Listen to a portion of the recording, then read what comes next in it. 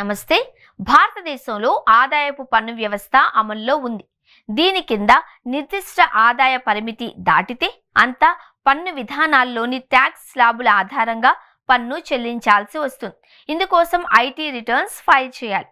క్రిందటి ఆర్థిక సంవత్సరం 2024-25కు సంబంధించి ప్రస్తుత అసెస్మెంట్ ఇయర్లో అంటే 2025-26 ఆదాయపు పన్ను రిటర్న్స్ దాఖలు చేయాల్సి ఉంటుంది. వ్యక్తిగత ఆదాయ పన్ను చెల్లింపుదారులకు ఈ గడువు 2025 సెప్టెంబర్ 16తోనే ముగిసింది. ఇక వీటిని పరిశీలిస్తున్న ఐటీ శాఖ తప్పుడు మార్గాలను అనుసరించిన వారిని, ఆదాయం సరిగ్గా పేర్కొనని వారిని గుర్తించి వారికి నోటీసులు పంపే ప్రక్రియ ప్రారంభించింది. ఐటీ రిటర్న్స్ కోసం ప్రతి ఒక్కరూ ఖచ్చితంగా తమ ఆదాయ వివరాలను పూర్తిగా వెల్లడించాలి. అద్దె ఆదాయం, ఇతర వనరుల నుండి వచ్చే ఆదాయం, విదేశీ ఆదాయం ఇలా అన్ని వివరాలను ఐటీఆర్లో రిపోర్టు చేయాల్సి ఉంటుంది. కానీ పన్ను చెల్లించడం నుంచి తప్పించుకునేందుకు కొందరు అన్ని ఆదాయాలను పేర్కొనరు. ఈ క్రమంలోనే ఐటీ శాఖ అప్రమత్తమవుతోంది. ఇటీవల అనుసరిస్తున్న అత్యాధునిక టెక్నాలజీతో ఇలాంటి వారిని ముందుగానే గుర్తిస్తోంది. అయినప్పటికీ స్వచ్ఛందంగా వారే ముందుకొచ్చేలా ప్రోత్సహిస్తోంది. ఇందుకోసం ఆదాయపు పన్ను శాఖ NUDGE non intrusive uses of data to guide and enable పేరిట స్పెషల్ క్యాంపెయిన్ నిర్వహిస్తోంది.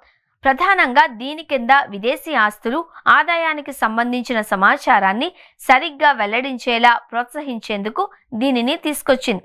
ట్యాక్స్ పేయర్ల డేటాను విశ్లేషించడం ద్వారా తాము గుర్తించిన వ్యత్యాసాలను తెలియచేసి జరిమానా, ఇతర శిక్షల నుండి తప్పించుకునేందుకు రిటర్న్స్ సరిదిద్దుకునేలా ప్రోత్సహిస్తోంది. ఇక్కడ విదేశీ అధికార పరిధి నుంచి అందుకున్న సమాచారం ఆధారంగా హై రిస్క్ కేసుల్ని గుర్తించి వారికి నోటీసులను SMS, మెయిల్స్ రూపంలో పంపిస్తోంది కేంద్ర ప్రత్యక్ష పన్నుల బోర్డు. వీరు శిక్ష నుంచి తప్పించుకోవాలి అంటే అన్ని ఆదాయాలను రివైజ్డ్ రిటర్న్స్ లో పేర్కొని డిసెంబర్ 31 లోపు సమర్పించాల్సి ఉంటుంది.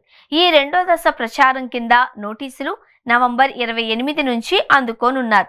అంతకుముందు తొలి దశ క్యాంపెయిన్ కింద అసెస్మెంట్ ఇయర్కు 2024-25 ఐటీ రిటర్న్స్ దాఖలు చేసిన వారిలో సుమారు 25,000 మంది వరకు నోటీసులు అందుకున్నారు. వీరు తరువాత తమ తప్పులను సరిదిద్దుకొని 29,208 కోట్ల విదేశీ ఆస్తులను, ఇంకా 1,089.88 కోట్ల విదేశీ వనరుల ఆదాయాన్ని రిటర్న్స్ లో నివేదించారు. ఇంకా 1,089.88 కోట్ల విదేశీ వనరుల ఆదాయాన్ని రిటర్న్స్ లో నివేదించారు. లేని పక్షంలో వారికి భారీ జరిమానా, ఇంకా జైలు శిక్ష కూడా పడే అవకాశాలు ఉంటాయి.